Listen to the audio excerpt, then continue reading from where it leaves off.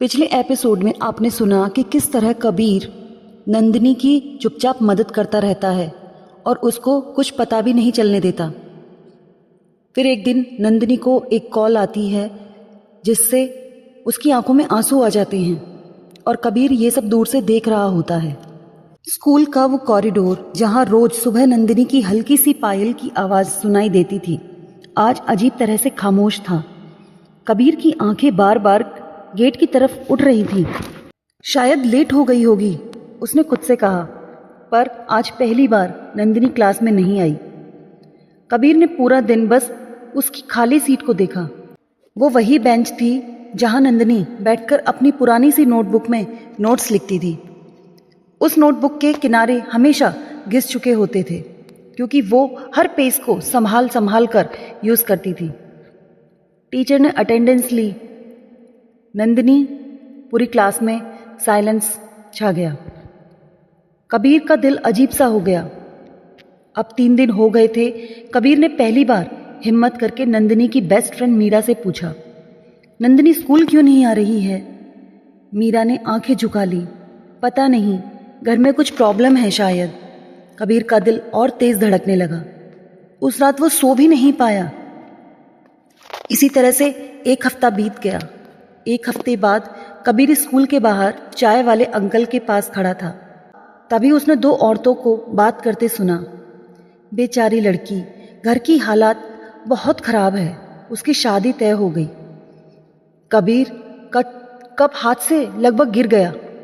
उसने धड़कते दिल से पूछा, किसकी शादी? औरतों ने कैजुअली जवाब दिया, नंदिनी, शर्मा जी की बेटी। उस मोमेंट में कबीर को लगा जैसे पूरी दुनिया रुक गई हो। उसके कान सुन पड़ गए।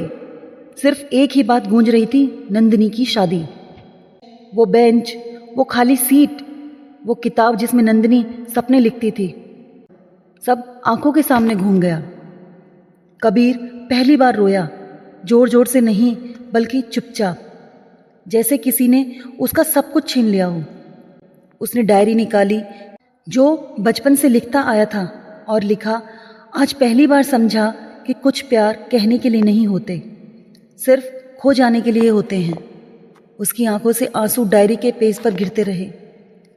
अगली सुबह कबीर ने स्कूल जाना छोड़ दिया।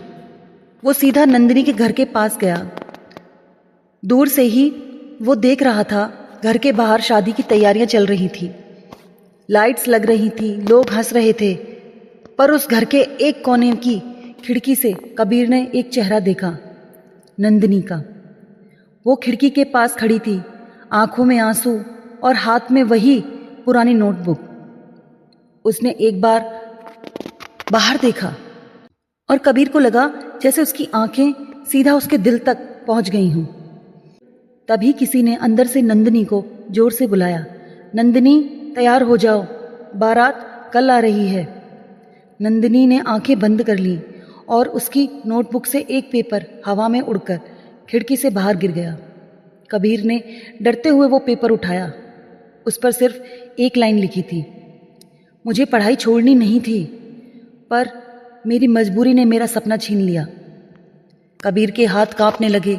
उसने खिड़की की तरफ देखा, नंदिनी अब वहां नहीं थी।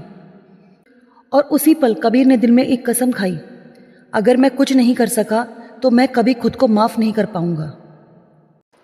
तो दोस्तों, क्या कबीर नंदिनी की शादी रोक पाएगा या फिर क्या करेगा?